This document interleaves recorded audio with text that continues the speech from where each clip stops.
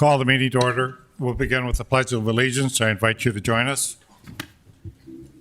I pledge allegiance to the flag of the United States of America and to the republic for which it stands, one nation, under God, indivisible, with liberty and justice for all. Roll call. Kolpak? Here. Pepcorn? Here. Strand? Here. Turnberg? Here. Mahoney? Here. Tonight we are highlighting the City of Fargo's engineering department. This team has a huge hand in shaping the Fargo we know and love. Their work on key infrastructure projects has improved how we get around and how our neighborhoods function. Thanks to their efforts in the engineering department, Fargo continues to grow stronger, smarter, and more connected. They are truly some of the architects of our city's future, from enhancing our roads to managing stormwater projects and traffic systems. No matter the obstacle, whether it's last-minute challenge, unpredictable weather, or tight deadlines, our engineering team will find a solution and keep things moving forward. It's critical work, and they handle it with skill and care. Thank you, engineering, for everything you do in the community. We will now share a video that underscores the work of the engineering department.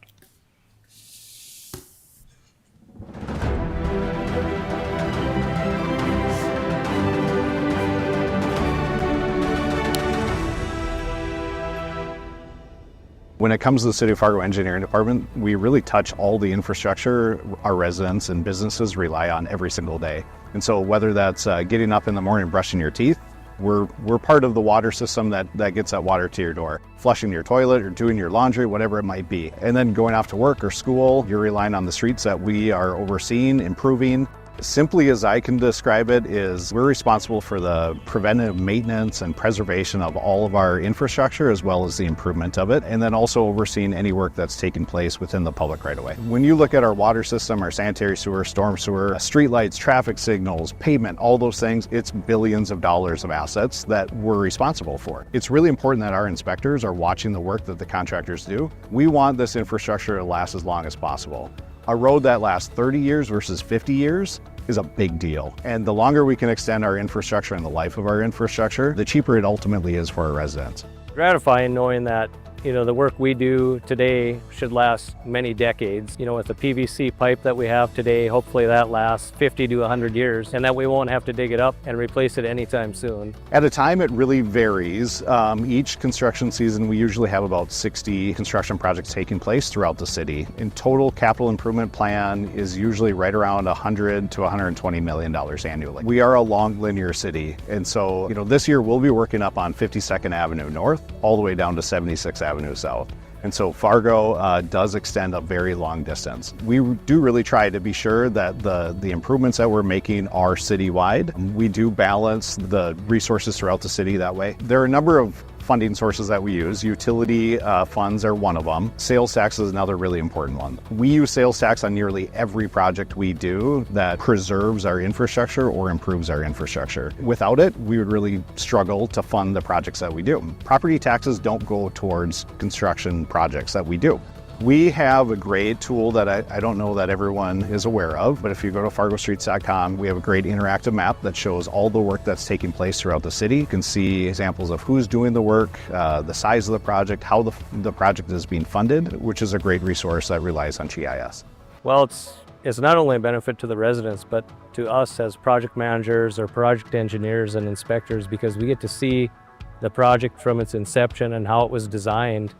And it really gives us a better understanding of what we're going into before the project even starts. And we can kind of foresee some of the problems that might arise during a project and just handle them probably a little bit more quickly. A lot of people don't even realize all the things that we do in engineering until something goes wrong, right? And so if you're driving on a road and you don't hit a pothole, you don't realize the infrastructure that you rely on. So unfortunately, a lot of times you don't realize the work we do in engineering until something's gone wrong.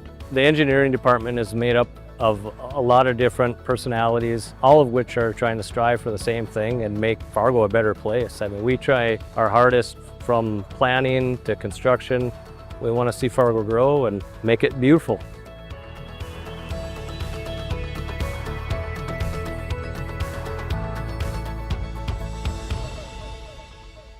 Tonight we'll bestow the Fargo Rising Star Award to a recipient chosen by the leadership in the engineering department. This award goes to Evan Olson. Evan is an engineering tech 2. He has served in the engineering department for 2 years. During the construction season, Evan is a project inspector. He visits construction sites to conduct inspections and ensure that the projects are adhering to plans and regulations. During the winter months, Evan is a drafter and uses software to create technical drawings and blueprints of various engineering projects. He was selected for this award in recognition of his outstanding attitude, strong work ethic, and exceptional initiative. He consistently demonstrates the willingness to take on additional responsibilities. He approaches tasks with a careful attention to detail and shows self-starter mentality. Congratulations, Evans. Your commitment to public service truly makes you a Fargo Rising Star. If you can come up to the center area here. Commissioner Turnberg.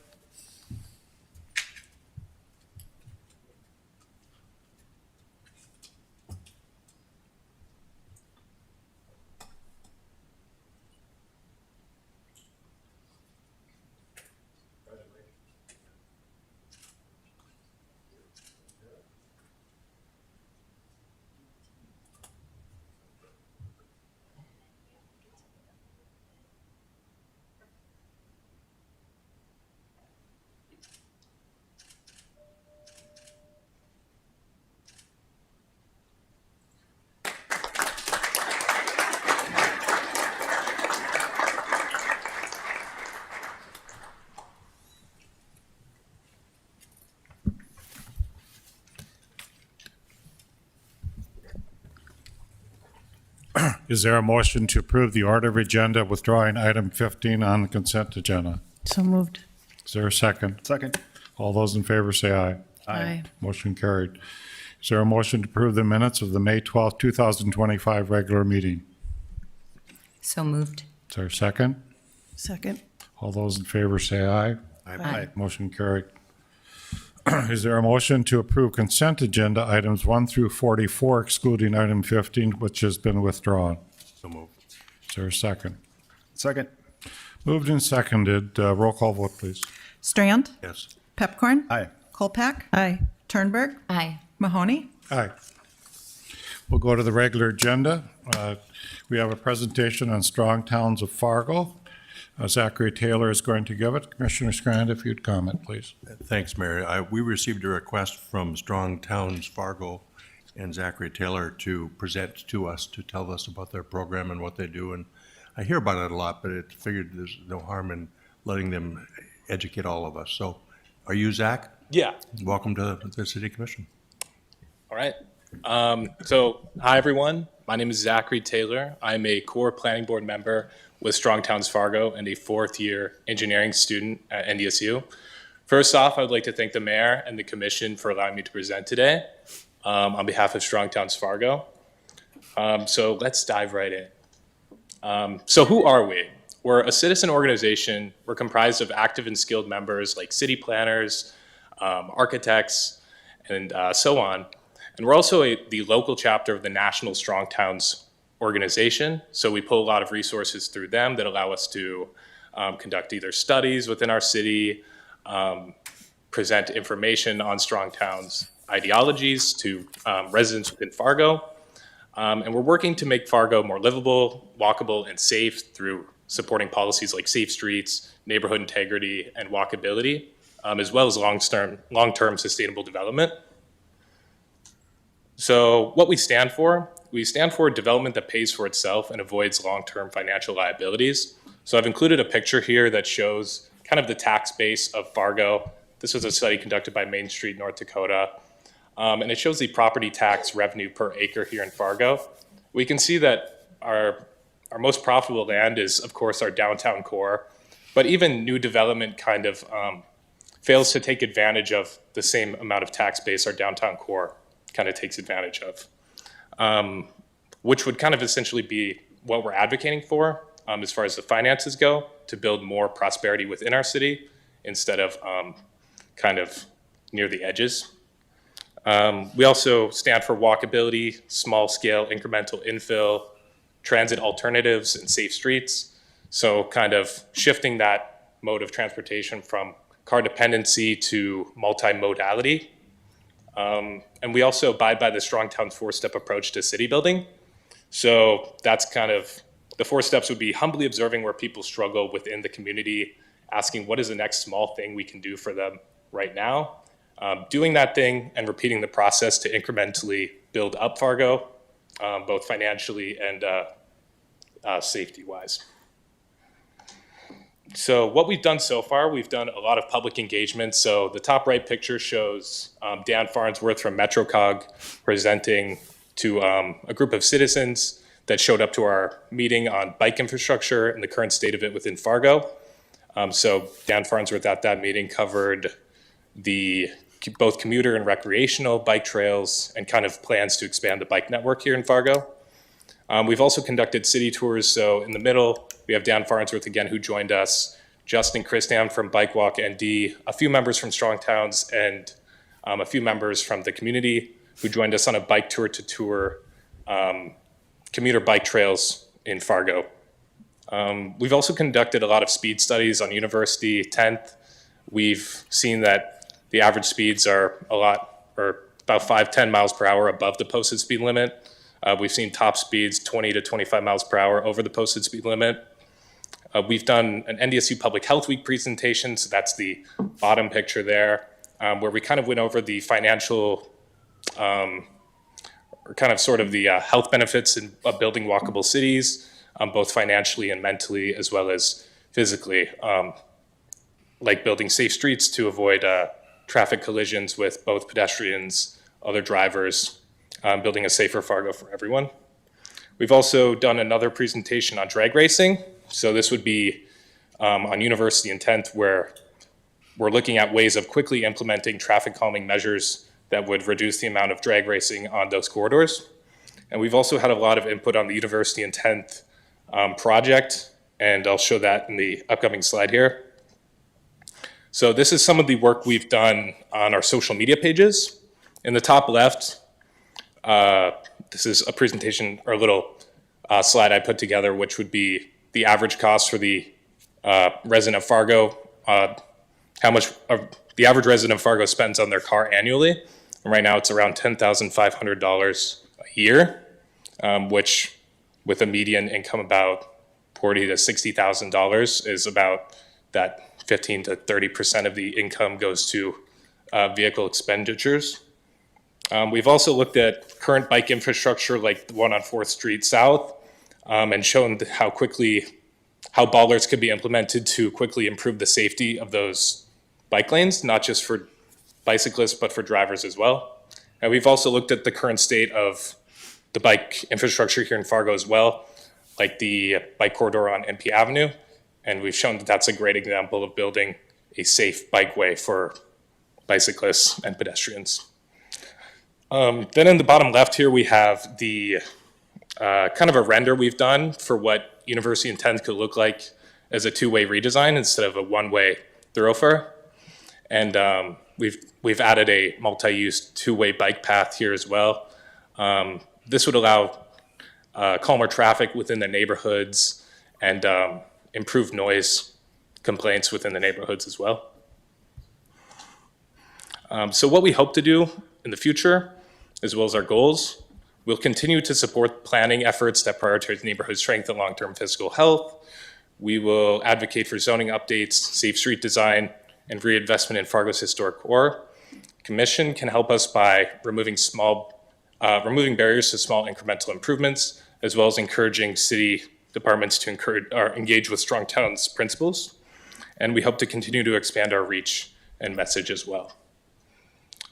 Before I end, I'd like to give a quote from Chuck Marone, who's the founder of Strong Towns at the national level, and he's from Brainerd, Minnesota. A strong town isn't one that looks good today, it's one that will be here tomorrow. So Strong Towns Fargo looks forward to working with the City Commission, Planning Commission, and city staff towards a common goal of enhancing the already inviolable livability of our city. So thank you again, commissioners, and to the mayor as well for allowing me to present today. It's been a pleasure. Are there any questions? Mr. Strander, we okay? We're good. Mr. One follow-up Back. for me, thank you.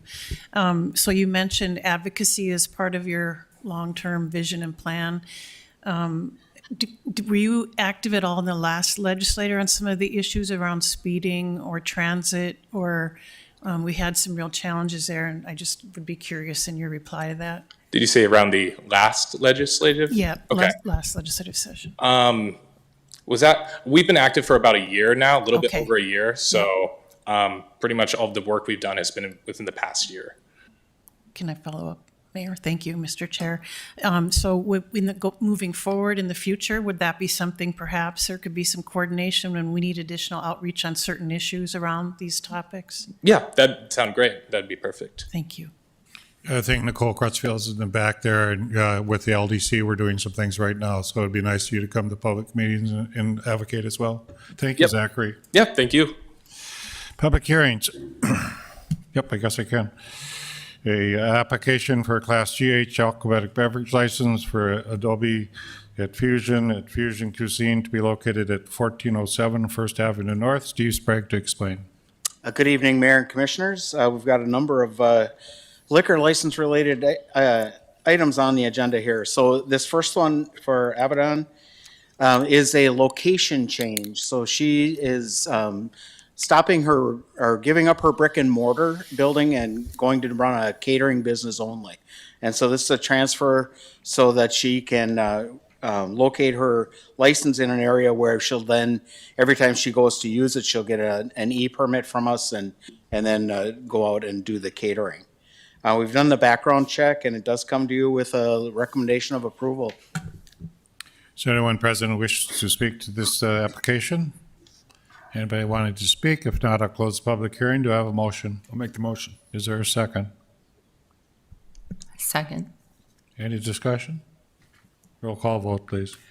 Pepcorn? Aye. Turnberg? Aye. Kolpak? Aye. Strand? Yes. Mahoney? Aye. Application for Class W alcoholic beverage license at Q Nail and Spa, doing business as Q Nail and Spa, to be located at 1650 45th Street South, Suite 104. The Class W is the wine license, and this is a trend in the industry, the nail industry, where they want to be able to offer a complimentary, or in some cases they charge for the wine. We had discussions with them regarding minors being present. They have designed their salon in a way that minors will be able to be on one side, and people that are of age to consume alcohol be able to be on the other side. They fully understand the need to do the server training and all those items that go with that. This license also does not require any food sales, and so they'll be able to meet that. It does come to you with a recommendation of approval from Liquor Control. Is there anyone present who wishes to speak to this alcoholic beverage license? Anybody wanting to speak? If not, I'll close the public hearing. Do I have a motion? I'll make the motion. Is there a second? Second. Roll call vote, please. Pepcorn? Aye. Turnberg? Aye. Kolpak? Aye. Strand? Yes. Mahoney? Aye. Application of transfer ownership of a Class AB alcoholic beverage license for K-Rick Incorporated at Rick's Bars located at 2721 Main Avenue. On this one, Rick is bringing his children on board as part owners. They've been involved in the business since they were very young. I shouldn't say involved in the business. They went to the business and would hang out with their dad when they were very young. When they became of age and were able to start working, they started working in the business. And so it's time for his two children to become part owners of this business. Done the background check, and it does come to you with a recommendation of approval. Is there anyone present who wishes to speak to this transfer license? Anybody wanting to speak? If not, I'll close the public hearing. Do I have a motion? I'll make the motion. Is there a second? Second. Roll call vote, please. Pepcorn? Aye. Strand? Yes. Kolpak? Aye. Turnberg? Aye. Mahoney? Aye. Public hearing, application for transfer of ownership of Class AB alcoholic beverage license for M&M Liquors doing business as Specs Bar on off sale located at 2611 Main Avenue South, or Main Avenue, excuse me. Same thing as Rick's. Rick is also bringing his two children into Specs Bar. And so it's the same application and same response from liquor control also. Is there anyone present who wishes to speak to this transfer of license? Is anybody who would like to speak to this transfer of license? If not, I'll close the public hearing. Do I have a motion? I'll make the motion. Is there a second? Second. Roll call vote, please. Pepcorn? Aye. Strand? Yes. Kolpak? Aye. Turnberg? Aye. Mahoney? Aye. Application for a Class GH alcoholic beverage license for Tropical Spice Caribbean Cuisine to businesses Tropical Spice Caribbean Cuisine to be located at 3132 Broadway North. This is the location of the old Happy Joe's, and there were a couple of different businesses in there. The Tropical Spice has been in there now for, I think it's a couple of years, and now he wants to add the alcohol. Beer and wine is GH, and the food sales must exceed alcohol sales. He understands also the need for server training and all of the responsibilities that are inherent with having alcohol at your facility. It does come to you with a recommendation of approval from Liquor Control. Is there anyone present who wishes to speak to this application? Anyone present who wishes to speak? If not, I'll close the public hearing. Do I have a motion? I'll make the motion. Is there a second? Second. Roll call vote, please. Pepcorn? Aye. Kolpak? Aye. Strand? Yes. Turnberg? Aye. Mahoney? Aye. Application transfer a Class FA alcoholic beverage license from Cairo Restaurant and Bar to Cairo Restaurant and Nightclub to Bar 209 Fargo Limited to be located at 378850 Fifth Avenue South. Steve Sprague. So the location of this is south of the South Walmart, but north of the Park District facility. So just the general location. They're still doing the fit up of the building and the location there. As the mayor said, this is the transfer from that Cairo license. And if you'll remember, in December, we agreed to give her a couple of months to see if she could find somebody to move this license on to. Previous to Cairo, it was Johnny Carino's. We have done the background check on the FA license. FA is food and alcohol, requires that food exceed alcohol, and it does allow the physical bar in the structure. The background check came back without concerns and comes to you with a recommendation of approval. Is there anyone present who wishes to speak to this application for transfer of license? Anyone present wishing to speak? If not, I'll close the public hearing. Do I have a motion? Make the motion. Is there a second? Second. Roll call vote, please. Pepcorn? Aye. Turnberg? Aye. Kolpak? Aye. Strand? Yes. Mahoney? Aye. Steve, I'd say this is a record to get through all your applications this time, and I hope liquor control slows down now. Okay. Item 52, recommendation for approval of the public safety sales tax utilization plan for 2025 and 2026. Mike Redinger will give an explanation. We do have one speaker after that, and then I would ask for a motion at that time. Mike? Thank you, Mayor and Commissioners. Good evening. And what I will do this evening is just provide a brief summary. This is not all of the slides that you saw approximately 2 weeks ago, but just a high-level summary of those slides. And then we also wanted to point out a couple of additional materials that we put in your packet this evening. So really appreciate your time and all of your input that helped form our recommendation that's before the Commission this evening. And so what we have included in the packet this evening is an update on the 2026 allocation plan. There is no change in the 2025 allocation plan as discussed with the Commission on May 14th. I'll summarize that when we get to it, but just as a reminder of where we're at in our process, we are today on May 27th getting ready to approve the allocation plans for the police and fire departments. And then we're just about 3 weeks away from receiving some of our first funds that will come off of the sales tax and be remitted to the city of Fargo. And so we look forward to when that will start flowing to the city.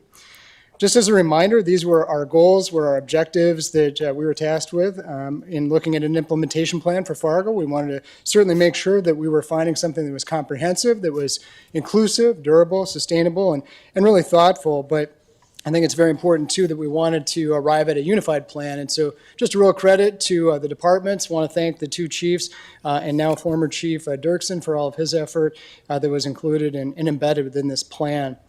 Just as a reminder on the pay structures, we had a couple of key objectives, really three. One was to make sure that we were creating a utilization plan that created a market competitive pay structure for both departments. At the same time, we wanted to alleviate some compression with the current plan, as well as some overlap that we were seeing and experiencing within pay grades, at the same time that we were adding new personnel. So we were able to achieve many, many things with this proposed plan, and it's one that we're very, very proud has come together tonight. And we appreciate your feedback again from a couple of weeks ago. Just for a summary, this is what was included in your packet, and as well as the presentation materials from our compensation consultant, MRA, who assisted us in the development of our new stepping grade plans. I won't go into great detail here. I just include the summary of the fire and police plans just so that you can see that, and so if members of the public have any questions, they can see that as well. This is a balanced plan, and it's a balanced plan over 10 years. As we discussed back on May 14th, we really wanted to try focus on an initial implementation that got us through the first 10 years so that we could allow the commission every single year to look at that plan to see how it's working, but then also to let you take stock at about year 10 to figure out how our collections are looking and what we're able to accomplish in the out years, the remaining 10 years of the public safety sales tax. But probably most importantly, as I mentioned earlier, is that the plan really was allowing for the growth of staffing levels as well as the new compensation model. You will also note on this slide, existing debt service obligations, you'll see a 0 across that line. That's really based on your feedback and input. Really want to thank you for that feedback. Over the last couple of weeks, we were able to reallocate those funds that would have gone to existing public safety facility debt service to other components in the overall plan. Just as a reminder too, 80% of these funds will be directed specifically to personnel as well as the pay structures. So both the existing personnel, new personnel yet to be hired. In addition, we will continue to fund in the general fund over $60 million in existing support to the two public safety departments. That will not change. That commitment continues. If anything, that number will be expected to grow as costs continue to rise in the two departments. So everything that we're talking about today is really in supplement to, is an augmentation to our existing general fund support to public safety. And then I also want to just provide a brief summary and a snapshot for the public. Again, this was discussed a couple of weeks ago, but just what are we talking about for the two departments? Well, in the case of the fire department, this is all effective on July 7th, if approved by the commission tonight, but 3 new captains and 3 new firefighters in 2025 for downtown response, as well as equipment, a facility study that will be strategic and really long range as it looks to our facilities in the future, as well as an additional firefighter in 2026, as well as a promotion of a fire training captain. When you shift gears over to the police department, similarly, we have an effective date of July 7th, if approved by the commission tonight. In 2025, equipment, technology for officer safety, as well as the fit up of a new motorcycle unit. In 2026, we would be looking to add new personnel in the police department. This is summarized on the right, 3 lieutenants, 1 sergeant, 5 new police officers, and the continuation of a wellness coordinator position that was funded by a grant previously that we would now fund with the public safety sales taxes. We would also be looking at body-worn camera replacements and then new vehicles for this personnel as well.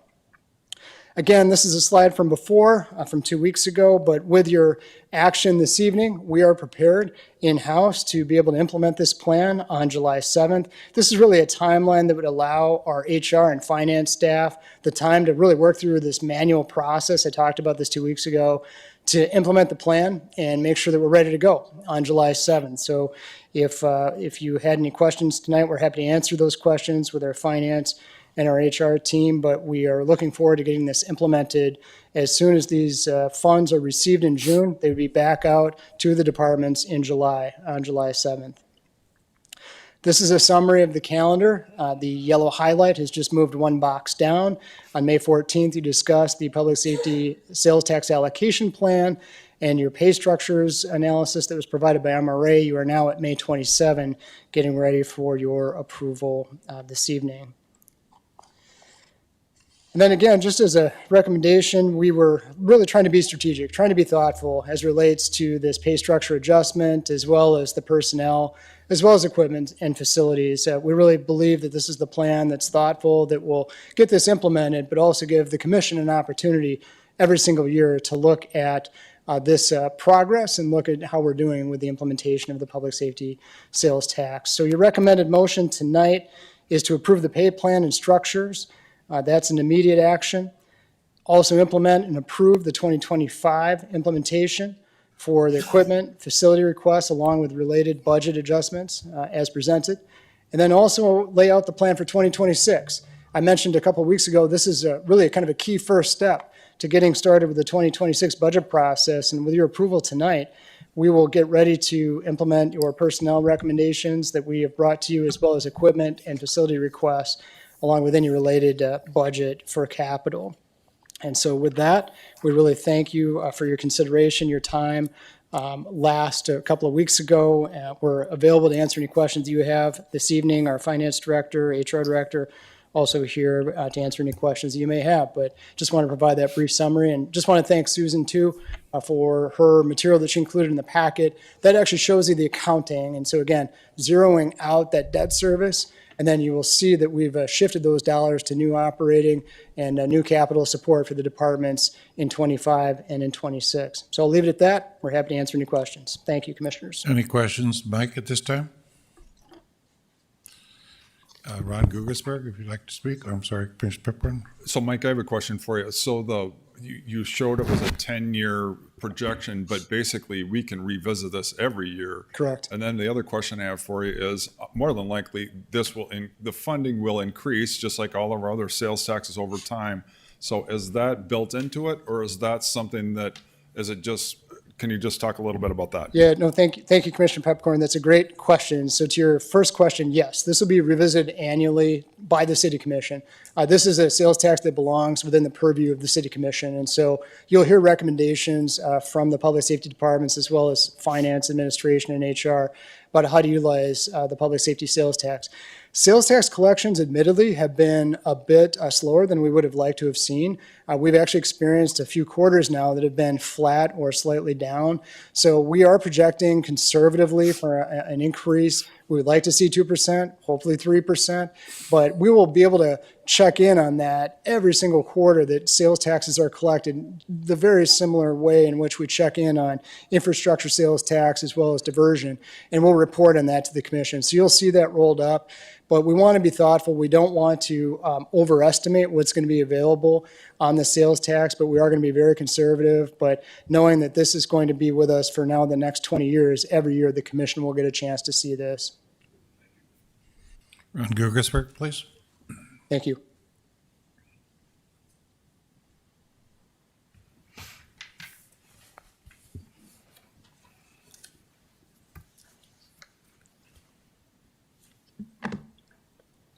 Good evening, Mayor Mahoney, members of the commission. For the record, my name is Ron Gugelsberg, and I'm president of Fargo Firefighters Local 642. It's hard to believe that just 9 months ago, we started down this road after learning about the city's inability to pay for our new pay plan, hire additional police officers and firefighters, and address the aging public safety infrastructure that we have in our city. So we decided to go forward with a sales tax measure, and in November, the voters spoke clearly. They supported the measure because they wanted safer streets and better retention of public safety personnel. This proposal represents meaningful progress, and for that we are grateful, but it also falls short in a few key areas. So this is my second time as union president, and over the years I've learned some lessons the hard way, but one of the best pieces of advice I've received was this: start with the conversations that you're dreading the most. I believe those working behind the scenes on this plan knew that some aspects of it would be met with concern by most of us that worked on Measure 3. Had we been included in those early discussions, we could have provided clarity. We made it clear to voters that revenue generated would not be used to pay down past debt or other initiatives unrelated to police and fire. Thankfully, this has been corrected, and we appreciate that. We also communicated that our goal was simply to achieve equal pay with our peers. Not more, just parity.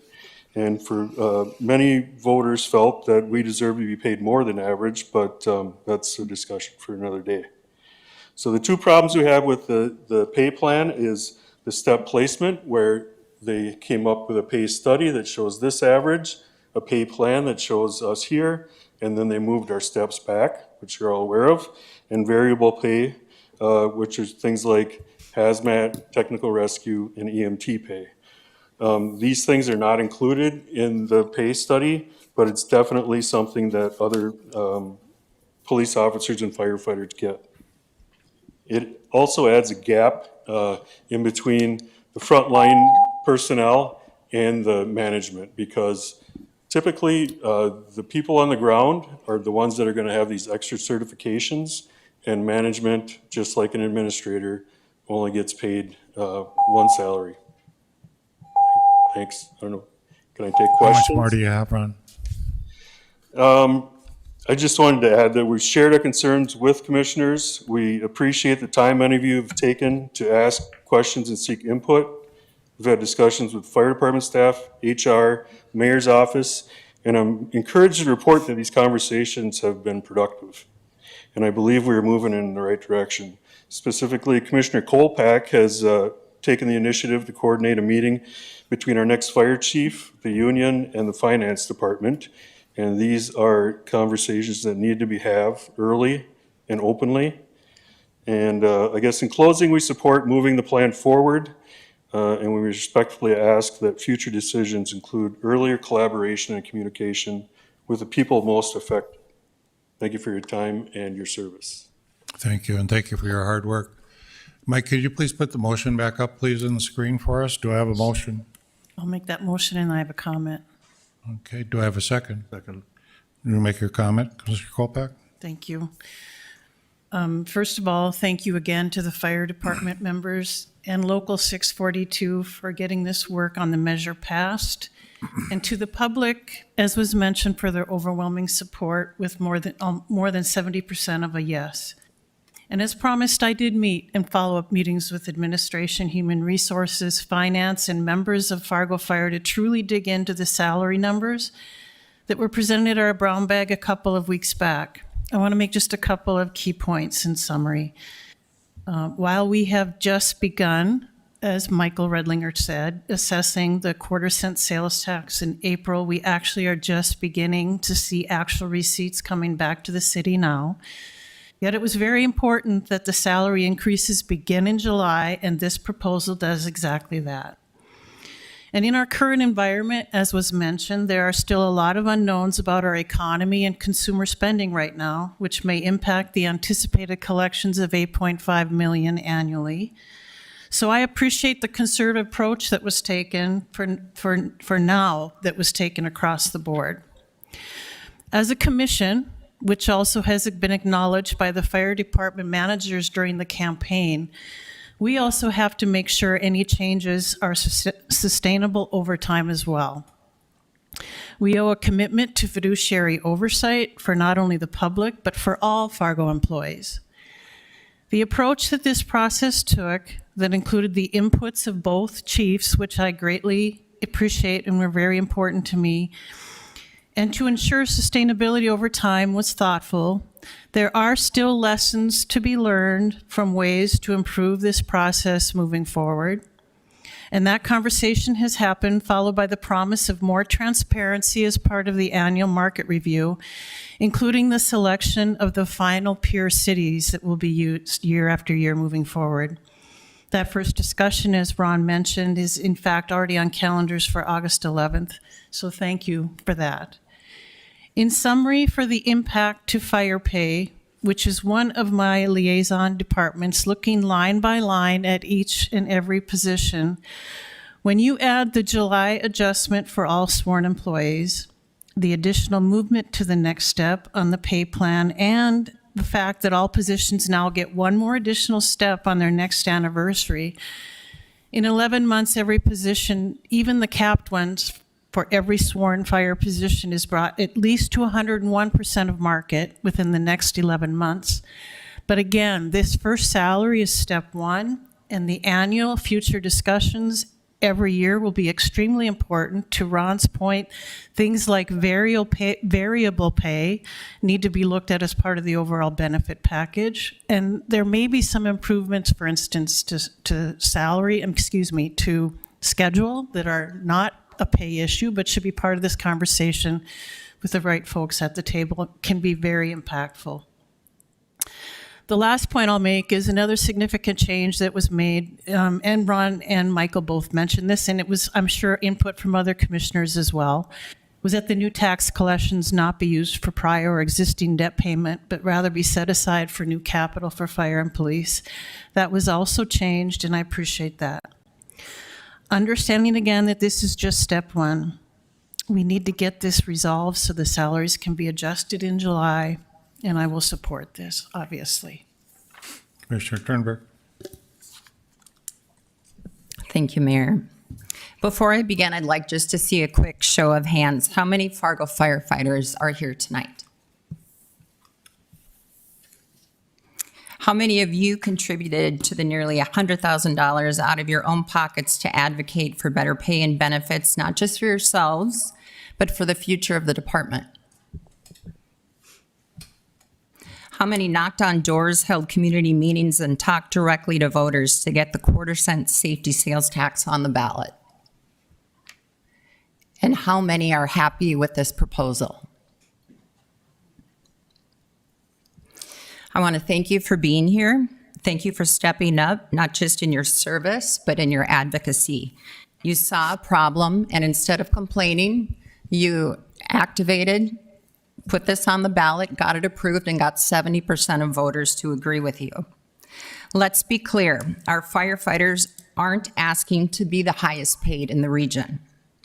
They're asking to be fairly compensated, paid at the regional average for an incredibly demanding and dangerous work that they do. For years, they've been told the budget won't allow it, and rather than protest or point fingers, they came forward with a solution, the public safety sales tax. That tax was passed with nearly 70% of the vote, and voters believed, and rightly so, that this funding would go towards increasing firefighter pay and hiring additional police officers. That is the expectation that they were given. That's what they voted for. My biggest concern is that we've gotten away from what our priorities should be. Public safety is not optional. Fire, police, water, and streets. These are the core city services that a city must provide, and they should be fully budgeted for each year as a matter of basic responsibility. They should not require a special tax just to get by. And yet, here we are relying on a new tax to try and catch up, while that same tax still doesn't bring our firefighters' pay up to a reasonable standard. This is a department that is so highly trained and professional that their very presence saves our residents and everyone in this room and businesses every year on your insurance premiums.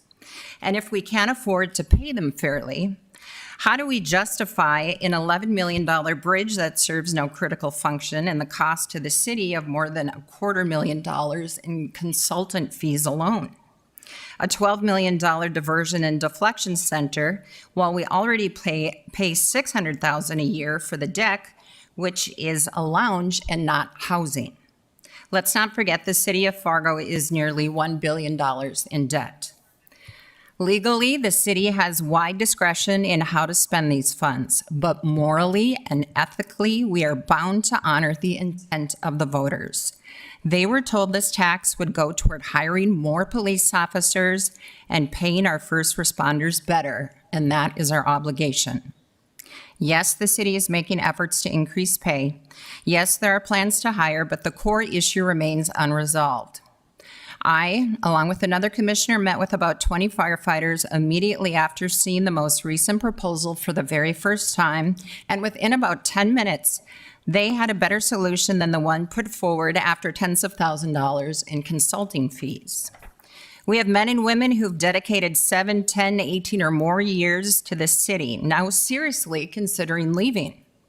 You hear a starting salary of $56,000, and that sounds livable, but break it down over their 56-hour work week, and it's just over $19 an hour. That's 900 more hours a year than someone on a standard 40-hour work week. As for police, yes, a wellness coordinator is a wonderful resource, but what the public is asking for is officers on the ground, presence and protection. I'll close with this. If we take this tax and use it for anything other than what the public intended, we risk far more than bad headlines. We risk the trust of the people who put us here, and that trust, once lost, is hard to get back. If we want to be good stewards of taxpayer dollars, if we want to restore public confidence, if we want to leave a legacy of service rather than skepticism, then we must use these funds exactly as voters believed we would, to pay the firefighters better, to hire more police officers who protect Fargo every single day. Thank you. Any other discussion?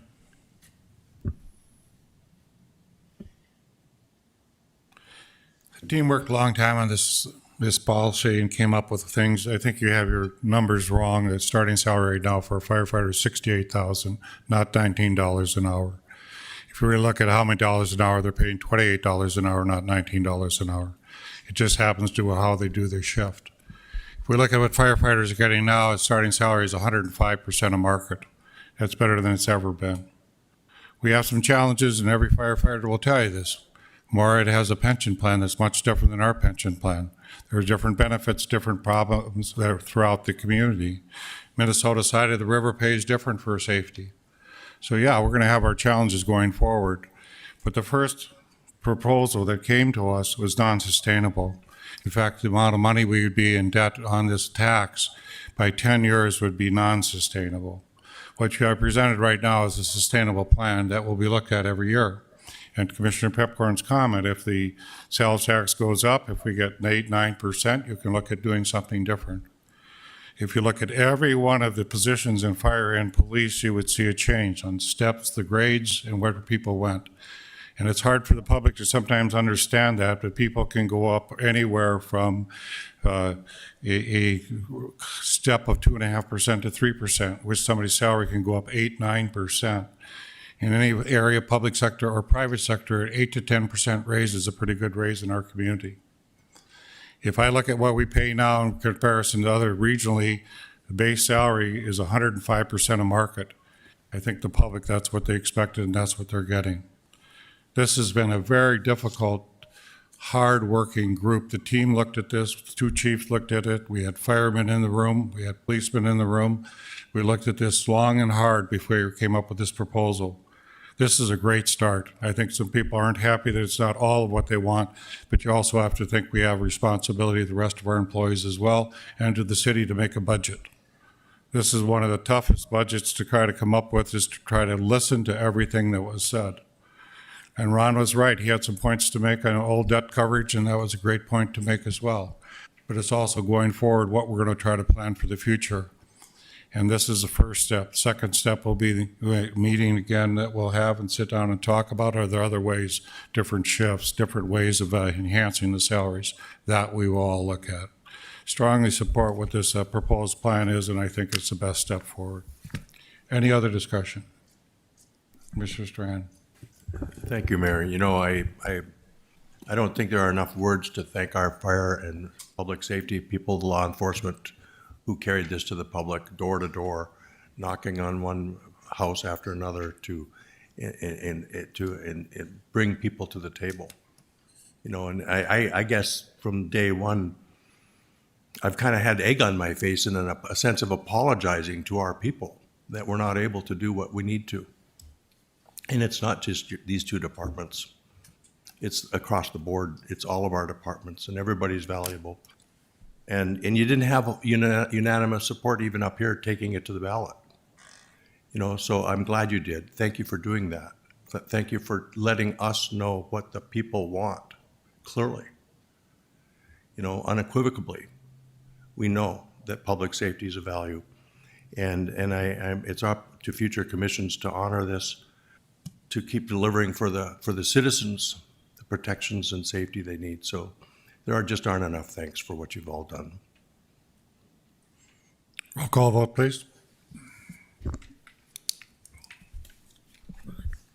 Kolpak, Aye. Strand, Yes. Pepcorn, Aye. Turnberg, No. Mahoney, Aye. You have a recommendation for appointment to the library board. Do I have a motion? So moved. Second. Roll call vote, please. Turnberg, Aye. Kolpak, Aye. Pepcorn, Aye. Strand, Yes. Mahoney, Aye. Liaison assignment updates, Commissioner Strand. The only thing I'd like to mention is last I heard, we were up to 6 measles cases in Cass County, and I don't have current numbers, but pay attention to people you know.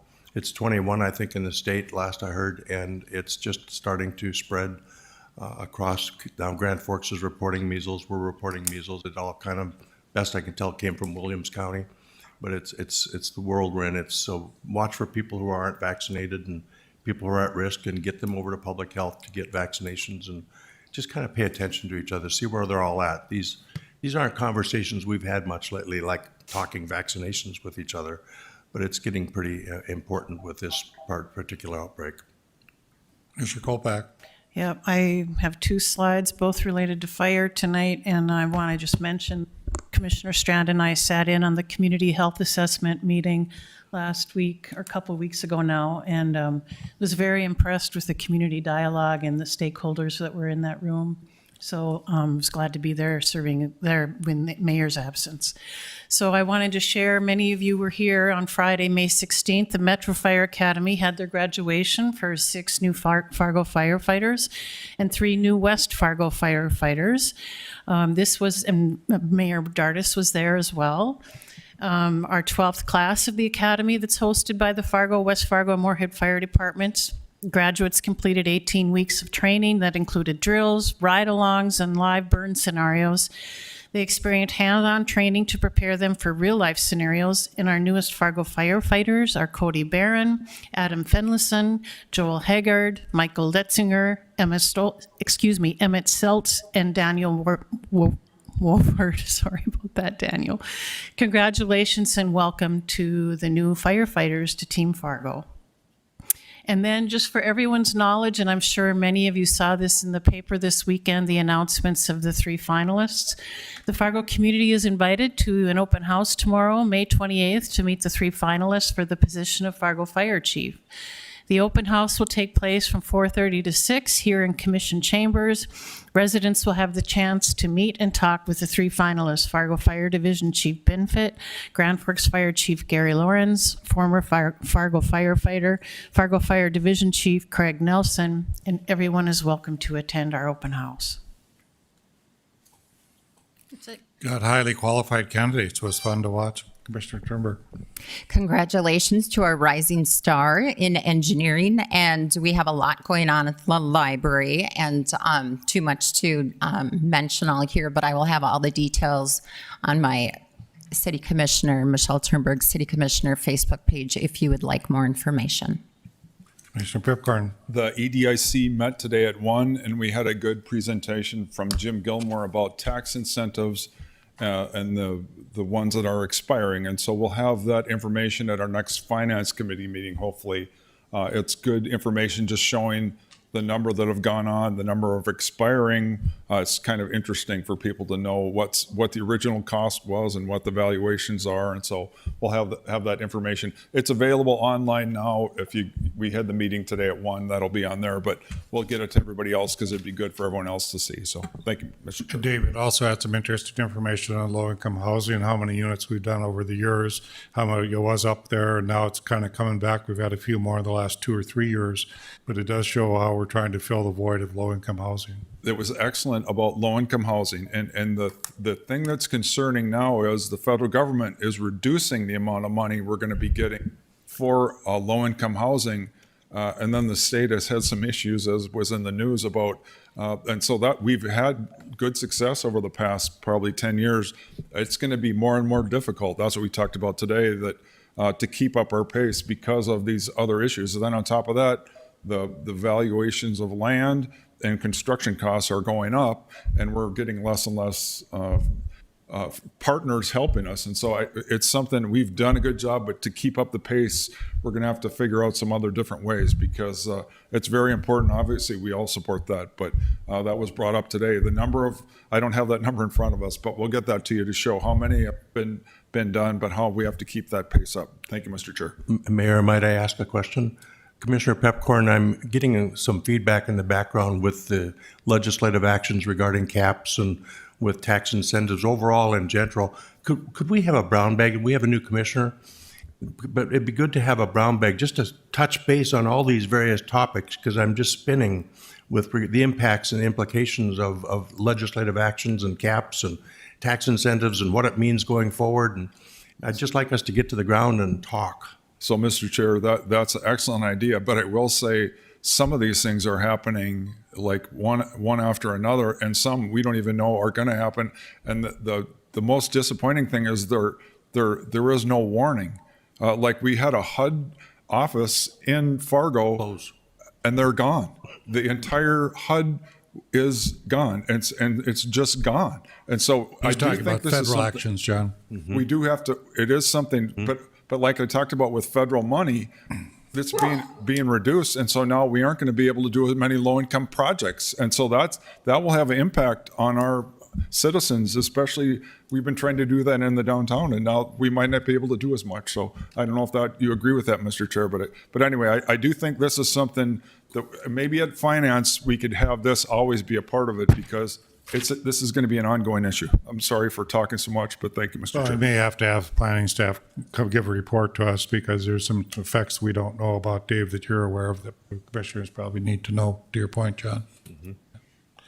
We have no resident comments, but we do have an executive session we need to go into.